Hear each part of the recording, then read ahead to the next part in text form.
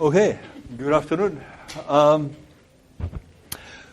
today we're going to look at functionalism, which, as I said last time, is science's philosophy of science, philosophy of mind. On Friday, we'll look at Ned Block's article, Troubles with Functionalism. But I want to go back to just recover where we got to last time. We were thinking about behaviorism, and for present purposes, you could put behaviorism as saying, all there is to being in pain, you hit your thumb with a hammer, you hop, you wince, you say ouch, you jump about. That's all there is to being in pain, that you show that behavior. And then one reaction is, no, pain is the cause of all that behavior. Pain is what's making you do all that stuff. Pain is not the behavior itself. Pain is the central state that is underlying those behaviors. So you identify pain and psychological states generally stand to behavior, somewhat as diseases stand to symptoms. Whether you have a viral disease is a matter of whether you've got the virus, not a matter of whether you've got the symptoms. The virus causes the symptoms, but it's not the same thing as the symptoms. You could have the virus without having the symptoms. You could have the symptoms without having the virus. The key thing is not the outward behavior, but the inner state. So Putnam said, what we mean by pain is not the presence of a cluster of responses, but rather the presence of an event or condition that normally causes those responses. And then where we ended last time was with the point, well, what is that cause? If you're going to say there's a virus causing polio, or there's a virus causing Legionnaire's disease, causing the symptoms of Legionnaire's disease, then what is that virus? In the case of pain, you've got to be able to say, well, what is that state that causes those behaviors, sucking your thumb, hopping, all that stuff. And that is a brain state. That's what science tells you. It's your brain that makes you do that stuff. So it just follows. Pain is a brain state. That's the answer. And after all, it's a familiar point. You can have two different ways of identifying the same thing. Superman is Clark Kent. Batman is Bruce Wayne. Thank you. Right. I knew it was Bruce. Wayne. So you get two different ways of identifying the same thing, and this happens all the time in science. People say heat is motion of molecules. Gold is the stuff with atomic number 79. Water is H2O. That's what science does. It gives you these identities. Lightning. What is lightning? What is lightning? The gods being angry. Class? Are you all humanities guys? You think it is the gods being angry? Electrical discharge. Very good. Lightning is electrical discharge due to ionization of the atmosphere. Okay, so it looks like that. You couldn't tell just by looking at it that it's electrical discharge, but that is what it is. I mean, in the humanities, of course, we think that this is just a way of trying to reassure yourself when people say that. But I guess it's the accepted wisdom. So it seems like that. It doesn't seem like electrical discharge, but that's what it is. Pain is like a bolt of lightning going through your psyche. But actually, all it is C fibers firing in your brain. That's the idea. Okay, that's where we got to last time. Plain enough? And that line of reasoning really is what people use that the whole time. I mean, scientists say the amygdala is the seat of the emotions, or long-term memories are stored in the hippocampus, referring to different parts of the brain. And what they mean by that is the behaviors that you associate with long-term memory, or the behaviors that you associate with the emotions are ultimately being generated by those different parts of the brain. So pain is C-fiber firing. But then, here's the reason the octopus seems relevant here. Suppose you've got an animal without C-fibers. Octopuses are very, very different to humans. If you ask where octopuses and humans branch off the evolutionary tree, it really goes way, way back.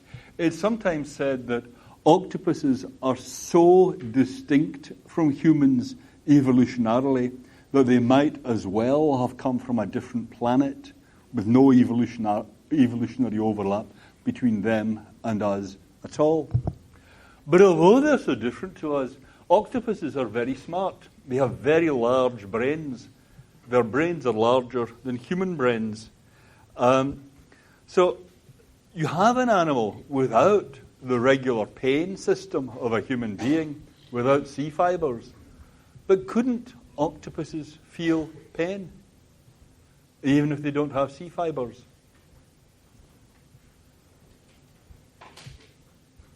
What's your feeling? Could octopuses feel pain? Hard to tell. Someone once said to me, you can't find your feet with an octopus. But really, do you have a question? Did you have a question? No. Why did you say you can't? Find your feet with an octopus. Meaning you don't really know what mental states they're in and what not. Yeah? But surely octopuses can feel pain. I mean, when animal rights people get fired up about experimentation on other animals, they're concerned with whether they feel pain and suffering. And saying to an animal rights person, yeah, but they don't have C-fibers, really cuts very little ice. It doesn't really matter whether it's got C-fibers or not for whether it feels pain. After all, we're always being told, I mean, half the movies that come out, you see scenes from distant galaxies and lots of interesting and frightening or adorable alien species coming out. They may be intelligent, they may talk, they may tell you, they may speak idiomatic English, they may say, I do feel great pain. You can't disprove that by saying it doesn't have C-fibers. To say that pain is just the firing of C-fibers means that if you didn't have C-fibers, you couldn't have pain. I mean, if you got a phenomenon that was just like lightning, but didn't involve the discharge of electricity, then whatever that is, it's not lightning. It might look like lightning, but it's not lightning. If pain was just the firing of C-fibers, then you could have states which felt just like pain, seemed just like pain, but because they didn't involve C-fibers, weren't really pain. But that's crazy. If it feels like pain, then it is pain. There can't be a look-alike for pain. So Putnam puts this general point like this. Okay, so the technical term here is variable realizability. Psychological states are variably realizable. It doesn't matter quite what you're made of for which psychological states you have. This is Putnam stating the general point here. If you can find even one psychological predicate which can be clearly applied to both a mammal and an octopus, say hungry, but whose physical chemical correlate is different in the two cases, then the brain state theory has collapsed. If you could have two animals and they've got different physiological structures, but the same psychological state, then being in that psychological state can't demand that you have some specific physiological structure. Pain can be realized by different physical structures. Actually, when you think about this point, it applies all over the place. I mean, animals of different species could have on Earth, could have quite different brains to ours. Even across humans, there's a lot of variation in the human brain. one of the first things that people who start researching brain imaging studies, one of the first kind of things that everybody likes to do is take a picture of their own brain, find out what their own brain looks like. And there's huge variation in brains.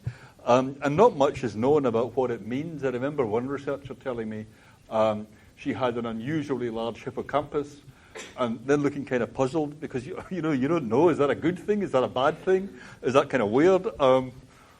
Nobody knows, right? So there's a lot of individual variation in human beings.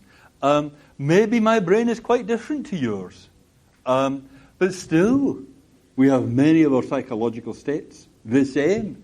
Even if when they open me up when I'm dead, it turns out that this is all sawdust. Still, I had all the psychological states. And there's a lot of plasticity in the brain. It's a familiar fact that people who have, say, their visual system damaged tend to get bits of the visual brain taken over by other sensory modalities. So hearing might use bits of your visual cortex.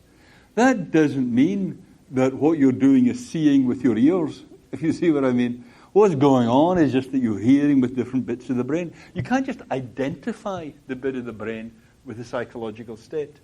So the idea that mental states are just the same thing as brain states can't really be right. You could have the very same psychological states, but different physiological realizations of those states. If Martians are made of silicon rather than carbon, then they could still feel pain and hunger just the same way you or I do, even though their brains are not physically at all like your or my brain. Yeah? I'm just curious, have they found any other way, I guess, different than dehydrating that are able to feel pain? I guess it's like different ways than us. I know the general answer. I don't know the details, but the general answer is yes. The octopus is very intensively studied. I should look that up, actually. I'll look that up for next time. But yeah, I mean, you can do this yourself with Google, but schematically the answer is yes. That a lot is known about the octopus brain. Yeah, it's an interesting case, actually, because on the first round of animal rights legal restrictions, of course, some animals, nobody cares whether you experiment with them, right? I mean, if you experiment with bacteria, the animal rights people do not come out and say, let's stand up for bacteria. You can do what you like with bacteria. Whereas monkeys, most people care about. You can't just play around with monkeys. And then there are animals where nobody's quite sure. Slugs, is it okay? Can you have unrestricted experimentation on slugs? And in the first round of legal controls on animal experimentation, they put the boundary at creatures with a spinal column. They put the boundary at what's the word I want? Creatures with a spinal cord. Vertebrates. Thank you. Right. If it wasn't a vertebrate, you could do what you liked with it. And then they thought, well, actually, is that right? Is having a spinal cord really the key thing? And the octopus is really the lead problem there, because octopuses are not vertebrates, but they are so smart. It seems almost incredible that they don't have psychological states. So then you start saying, well, where do I draw the boundary? How do I find out where to draw the boundary? And you can't say, oh, well, this is some idle philosopher's puzzle, because it really affects what kind of work you can do. It really affects what's going to happen. I mean, this comes out really. There's a lobster convention every year in Maine where all the lobster fishermen from all over the US come to have a kind of jamboree celebrating what they do to lobsters. And this is always picketed heavily by the animal rights people. And the two sides look on one another with just amazement. The fishermen say, you guys are crazy. These are shellfish. How can you be campaigning for the rights of shellfish? You boil them, they make a kind of whistling noise when the oil escapes their shells. That's it. That's the closest you get to pain. And the animal rights people say, I can't even bear to look at you. what you are doing to these lobsters. Now, they can't both be right, but it is not an idle puzzle either. Because what actually happens, what you think is okay to do, really depends on it. So these questions about where the boundaries of mental states are, they're not just abstract. I mean, they're very interesting abstract puzzles, it seems to me, but they're also key for understanding what's going on in lots of these areas to do with how we treat animals, which animals we think we can treat as we like and which we can't.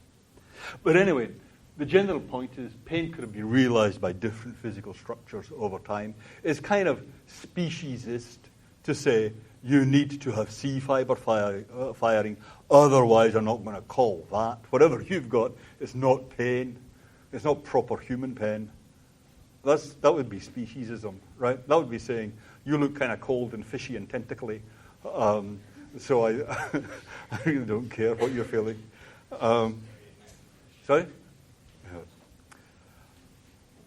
Okay, so that's variable realizability. Plain as day?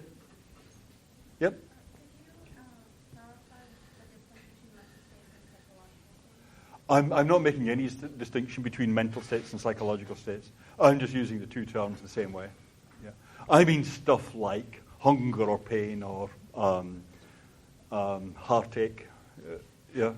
When we're talking about like feeling pain, like does it sort of mean like across different species? Does it mean like everyone has a concept of like feeling pain, so it's not every species feels pain like the same way I feel pain? Okay, I'm not saying that any species except us has the concept of pain on Earth anyway.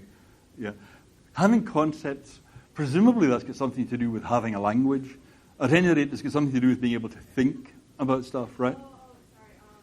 Just to clarify, I meant like the other species feel pain. Yeah. But like in a different way. In a different way. Okay. I'm not making that subtle a distinction here. I mean, by my standards, that's a relatively subtle distinction. Yeah. Like maybe you don't feel pain the way I do, right? I might say that you don't feel pain the way I do. You don't appreciate music the way I do. You know, people do say that kind of stuff. Yeah. But I mean something much coarser. When John Stuart Mill was talking about whether it's okay to do what you like to animals, he said the key thing is whether they feel pain. And he didn't mean whether they feel pain like I do. You see what I mean? He just meant, is it the same roughly kind of thing as I've got when I've got pain? Yeah. So there are subtle distinctions you can draw there. Like you could wonder when I've got a headache, is it really as bad as it is when you've got a headache? But those are different questions. Yeah, you're asking a much finer kind of question, yeah, that I'm really concerned with. Yeah. Yeah.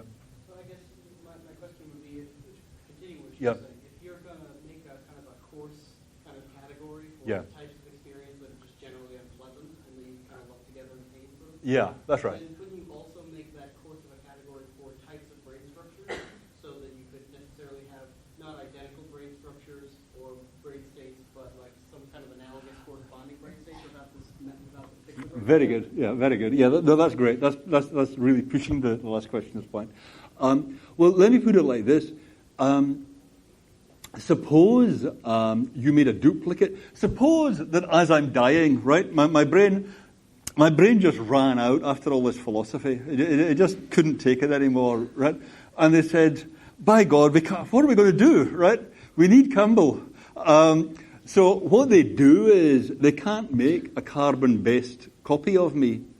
They do something silicon-based, yeah? And they make it as exact a copy as they can, yeah? Just doing everything with silicon instead of with carbon.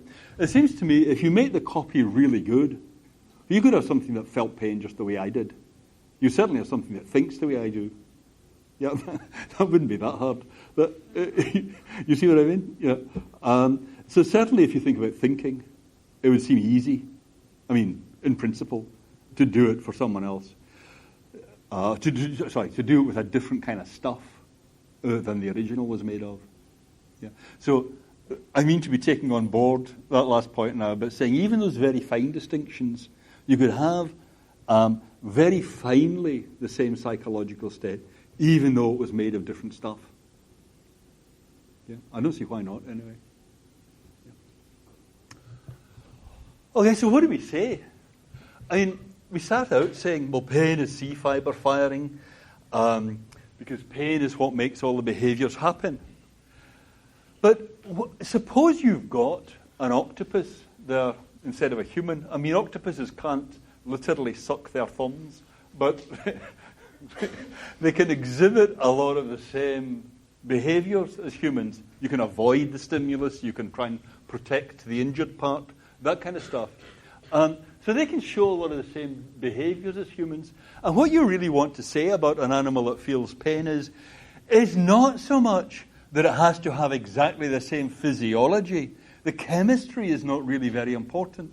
What's important is how the thing is wired up, how that bit of chemistry is connected to the rest of the system.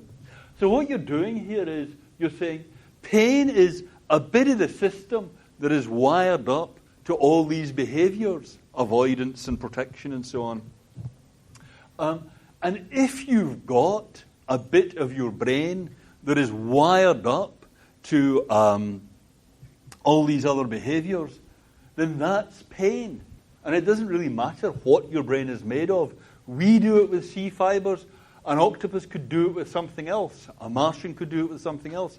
But if you've got a bit of your brain wired up like that, that's pain. What we were doing was identifying a functional state by the way it's wired up, identifying which brain state we're looking at by its functional role, what it's doing in the whole system. And functionalism says it's not the brain state itself that matters, it's its role in the system. And that gives you a richer description of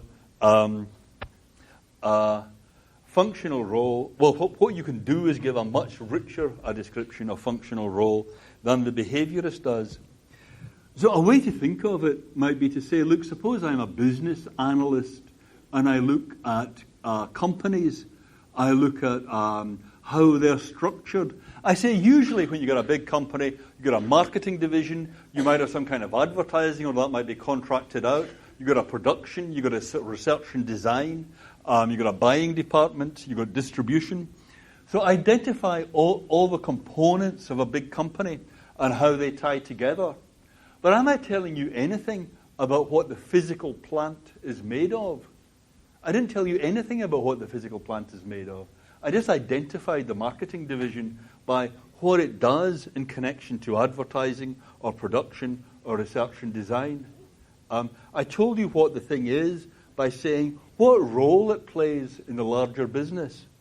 So if you think of pain, you could say, look, you've got a state here that if you get a bodily injury and you attend to the bodily injury, then you go into that state.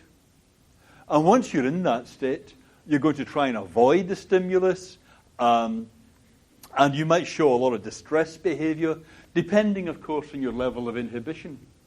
So when I say that what pain does in a human, that's like saying what marketing does in a big company. I'm not telling you what the thing is made of. I'm not telling you anything about its physical constitution. That doesn't matter. I'm just talking about how the thing relates to the rest of the system. Remember Carnap said, to say that someone is excited is to say they've got that physical structure. Wait a minute. Oh, yes. That is characterized by a high pulse and rate of breathing and so on. Well, the important thing there is how the excitation is connected up to those other things. Carnap's thing wasn't just a waste of time, because what he did was he did something to identify what excitation does to a person. He was trying to pinpoint its role in the whole system. Functionalism says once you've done that, you've done the whole thing about characterizing the psychology of a person. Okay. So is that reasonably clear? That's a first pass at what functionalism is.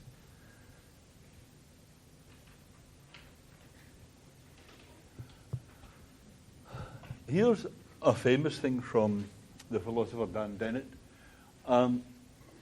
Dennett said, here's functionalism says you can identify psychological states by their place in the larger system.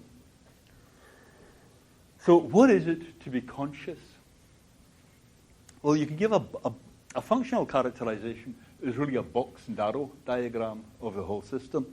So to be conscious is to have perceptual input. That's perceptual input on the left.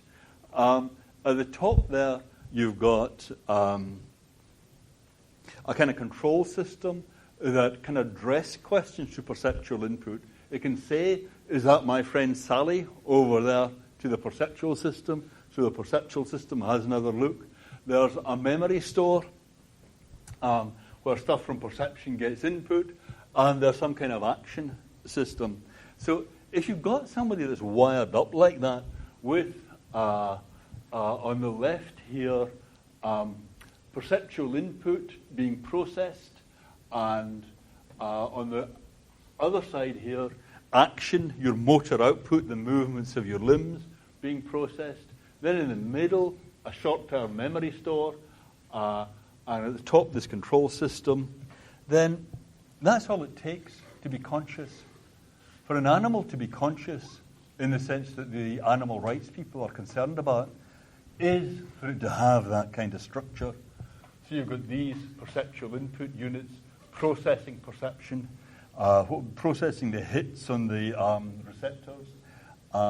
You've got all that being input into a short-term memory and some kind of ability to problem solve. And then you've got your control system addressing questions to those perceptual inputs. Then ultimately some kind of movement. Well, if you've got something that's all wired up like that, that just is conscious. That's what the functionalist is saying. That's what the mind is. So here's a much simpler example of a functional diagram. Do you guys recognize this kind of thing? I spent many happy hours with that kind of thing when I was 9. But you see what it is, right? The battery switch lamp, right? Now, let me just ask you, what's the wire here made of? Copper, right? Always a popular choice, right? But of course, it needn't be made of copper. Need it be made of copper? I know you guys are humanities majors and all that, but it doesn't have to be made of copper, right? It can be made of practically any metal. Yes? Isn't that right? Are there any physicists here? Okay. It doesn't have to be made of copper, right? It could be made of, for example, silver, right? Gold. Yes? Yes? You think it's got to be made of copper? Okay, I don't mean to put you in the spot. Okay. Well, what we got here is a variable realizability argument. This could be made of copper, right? It's got to be made of something. But there's no one thing that it has to be made of. So when you draw the line there in a wiring diagram, you're not specifying any particular physical constitution for the thing. You're just saying what it does in the whole system. You're characterizing it functionally. If you ask, well, what is a switch really? Well, does a switch have to be made of any particular substance? Is there any such thing? There's no such thing as a chemistry of switches. You can make a switch out of practically anything. So if you look at this kind of diagram, you've got a little vocabulary of symbols here that you use to characterize the system. And those symbols are functional in the sense that they tell you what that thing is doing in relation to the other bits and pieces in the system. So a switch is just anything that has got two positions. In one position, it lets current go through. In the other position, it doesn't let current go through. That's all you need to know about a switch. That's the whole thing. If someone says, well, what is a switch made of? Or what is a switch really? Then that is a crazy question. Now, that's a very simple diagram, that one.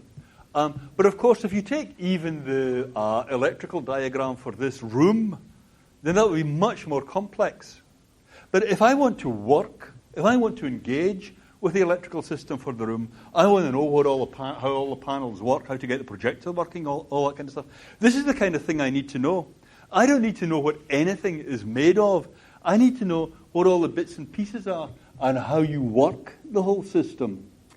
And if I'm going to interact with you, I don't need to know what you're made of. I don't need to know anything about your physiology or chemistry. What I need to know is something much more like your wiring diagram. I need to know how you're all connected up. What you want to know about another person when you're getting to know them is how to push their buttons, right? You want to know how the system works. The idea is when we talk about the mind, that's what we're doing. We're talking about the wiring diagram for another person. That's what talk about the mind is. So it's really just a bad question to say, what is pain made of? What is pain really? Pain is nothing but a particular role in the system that a given state can play. It doesn't have anything to do with anything made of physiology. It's not specified in terms of physiology, and it's not specified in terms of ectoplasm. It's just not that kind of state at all. It's like being a switch. It does something in the whole system, and when you know that about it, you know the whole story. So most of these questions about mind and body are really just badly formulated.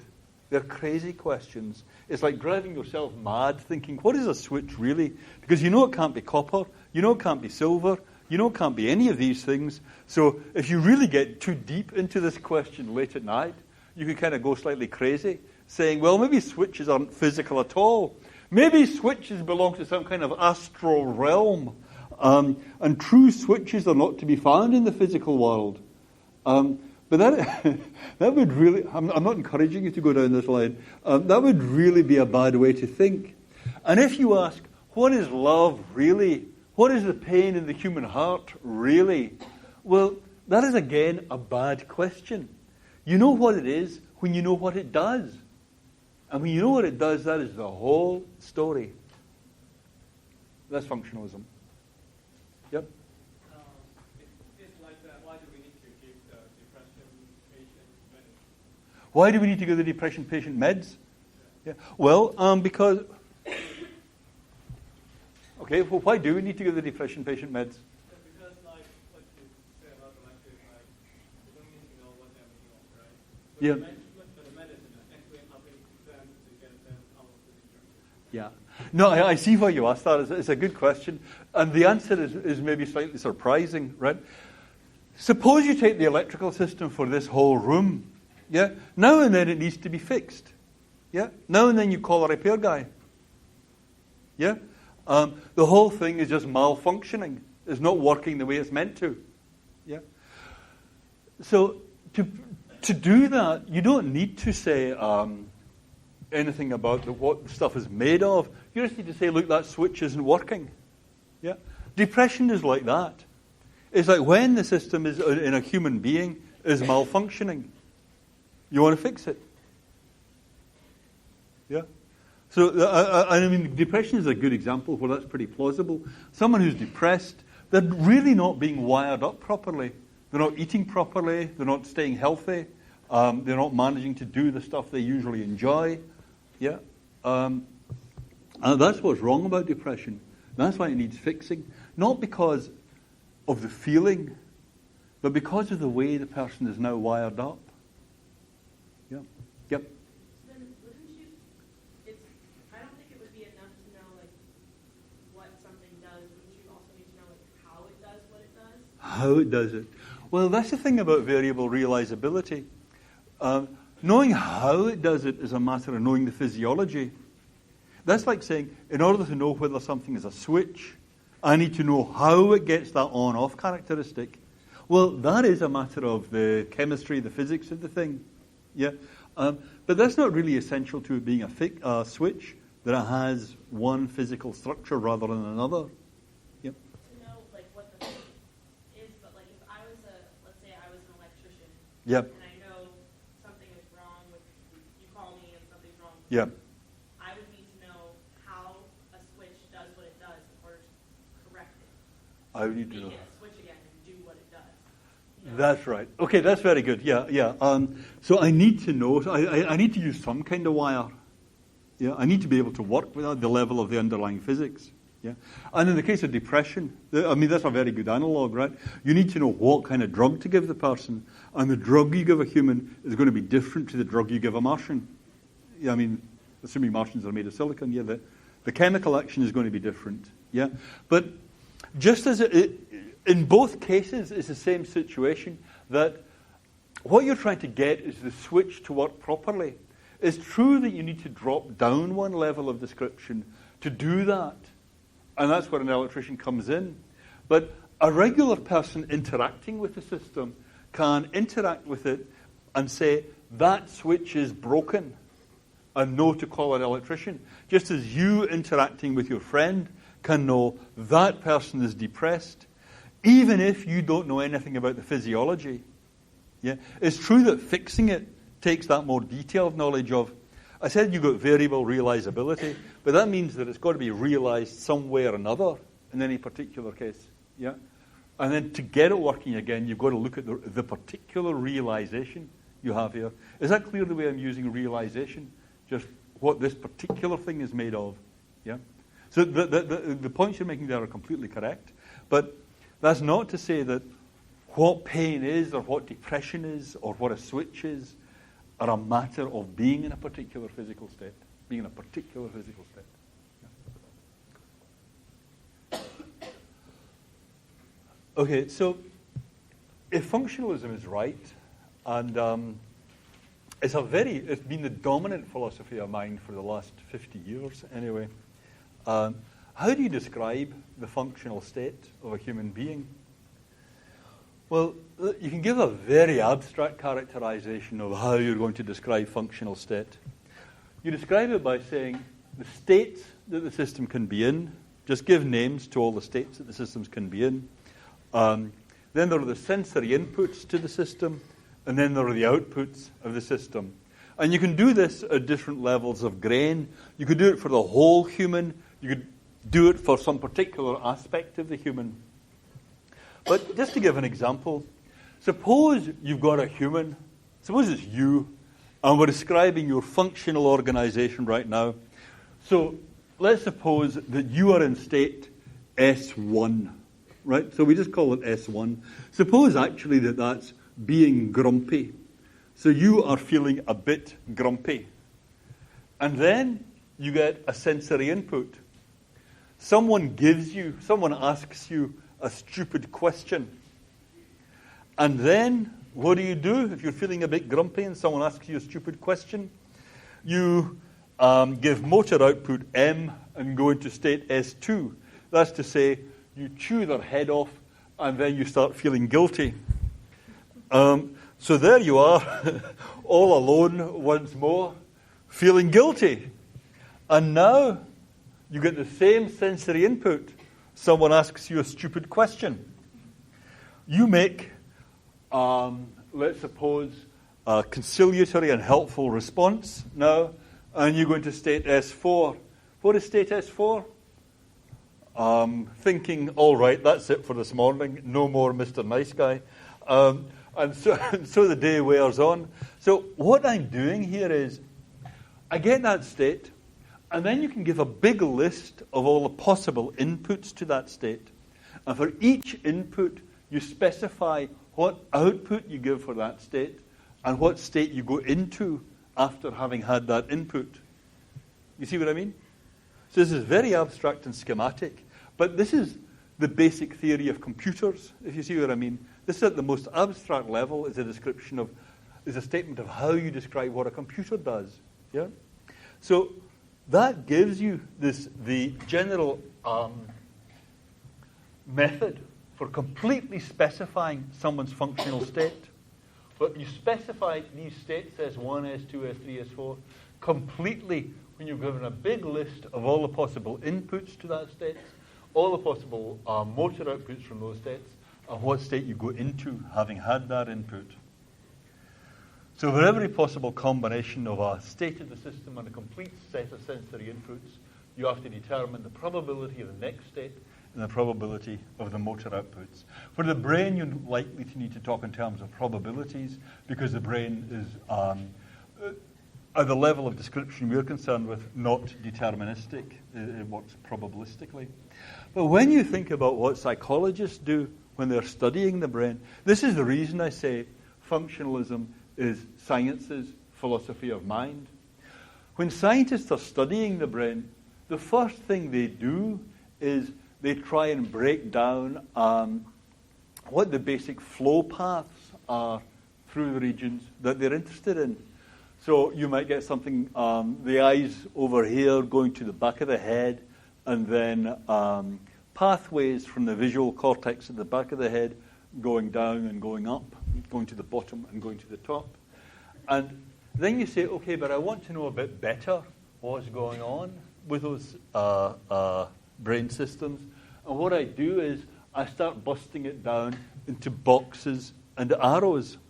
And the way you classify what's going on in each box is by giving a big list of all the possible inputs to what happens in that box and all the possible outputs in subsequent states. And, this is just the kind of thing you can find in any textbook on vision, for example, that you have the brain regions broken down into having this kind of box and arrow structure, and you say what this is being used for is object recognition or for the control of action. And I've broken it down so you can see how the visual system is working in a human brain. That's all, actually, that science can do. I mean, it's very hard to see. I mean, I'm not saying this is easy to do, but that's what you do when you are scientifically studying human psychology. You break it down so you can give a box and arrow description of it. And when you've given the box and arrow description of it, you've given the whole story about human psychology. That's all there is to do. So, first of all, we get led to this by thinking about variable realizability. And then you think, well, what can an ordinary talk about the mind be except a description of functional states if we have variable realizability?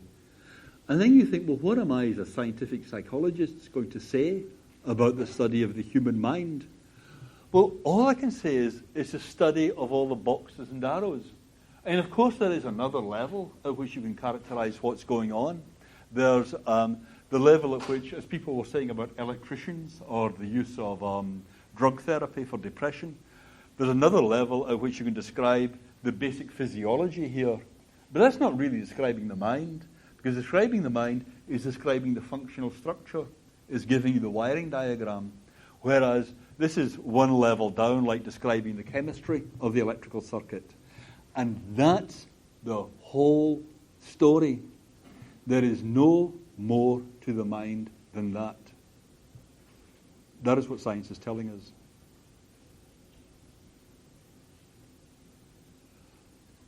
And on that bombshell, I think we'll pack up for today.